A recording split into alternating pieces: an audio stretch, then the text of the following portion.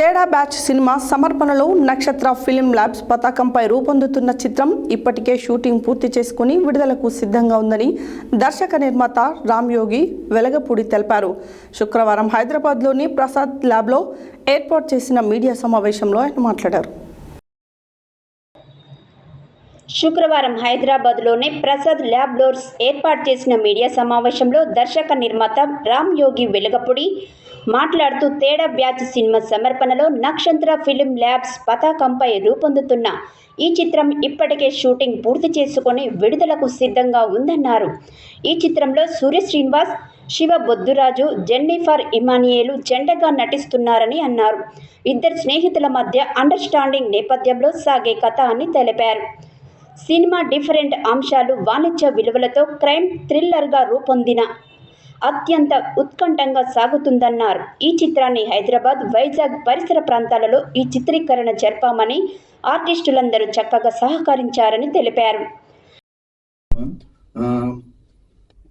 ఈ సినిమాలో చాలా I'm a very good writer and director. నా ఉద్దేశంలో ఐఎమ్ వెరీ బ్యాడ్ ప్రొడ్యూసర్. అంటే అనుకున్న దానికి 3 రెట్లు ఎక్కువ పెట్టా. But I learned the game. I think next movie I'll do a better job as a producer also. And so I think I'll try to finish the full circle, start chasing the circle, full finish, which means direct gas cinema. Okay, first of all, మనం నేను చూస్ చేసుకున్న subject అది కాబట్టి, నేను చెప్పిన line subject అది కాబట్టి ఆ పాయింట్ చూపించకుండా సబ్జెక్ట్ చెప్పలేను. అది point number 1. Point number 2, simple గా చెప్పాలంటే లవ్ ఇస్ ప్యూర్ అనుకుంటారు. లవ్ ప్యూర్ అని ఒప్పుకుంటారు. లవ్ అనేది is it pure? Okay, ya, sure, 100% love is pure. Love is the most divine feeling and love is boundless. Love has no boundaries. So అంత boundary లేని love ఒక్క మనిషికే restrict చేయాలన్న boundary ఎందుకన్నది simple point.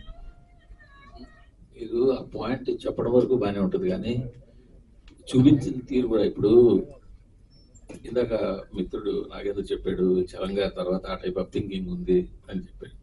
చలంగా thinking లో కూడా మైదానంలో రాజేశ్వరి కావచ్చు, ఇంకోళ్ళు కావచ్చు, ఒక స్టెప్ వాళ్ళు వేరే వాళ్ళ దగ్గర అట్రాక్ట్ అవడం కానీ ఇలా వెళ్ళి తప్పించి